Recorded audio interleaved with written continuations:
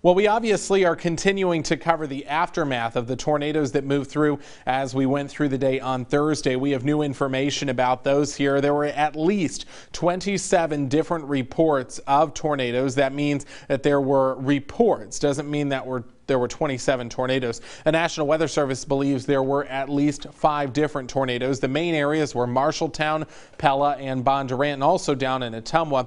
Survey teams have been out throughout the day. They will determine the EF ratings, and we do actually have the latest on the tornado in Pella. It was rated an EF3 tornado with peak winds up to 144 miles per hour, and the path width, that means about how wide across it was, about 400 yards. Now, we still don't know exactly when and where it started and about how long it stayed on the ground. We'll continue to get those details from the National Weather Service over the next several days. So let's take you on a loop of the archived. This is old radar data from yesterday, so that we can give you a good idea of when this happened. So it started around 2:30 in the afternoon when there was the first report of a tornado in between Ankeny and Bondurant. It looks like that tornado would have likely touched down in the Bondurant area around 2:46 p.m. That same storm continued to grow and push to the east and southeast, and eventually just shy of 4 p.m. is when that storm likely touched down right over Pella.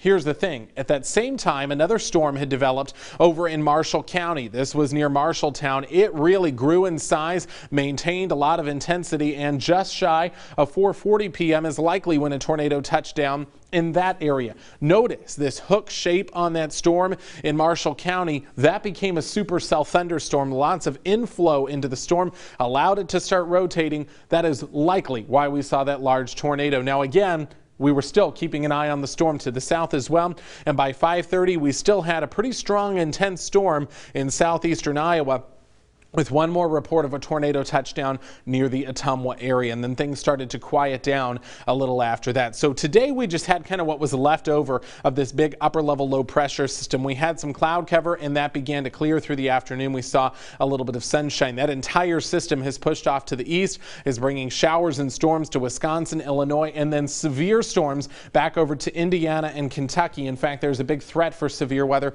down to our southeast later on this evening. Now, what about the next couple of days? Things are going to be quiet here at home. Take a look at this. We've got blue over Iowa and the Midwest. This is our 8 to 14 day temperature outlook. This means more likely below average temperatures expected. I think you're going to like this, at least in the forecast, because it's definitely going to get a little cooler. So tonight will be clear, calm, and breezy. It'll start off breezy, and then the winds will calm down after midnight with a low near 66. Tomorrow, sunny, breezy, high of 82. A look in the next 10 days. Really unseasonable for the end of July. 84 Sunday. There could be an isolated thunder shower Monday with highs in the mid-80s.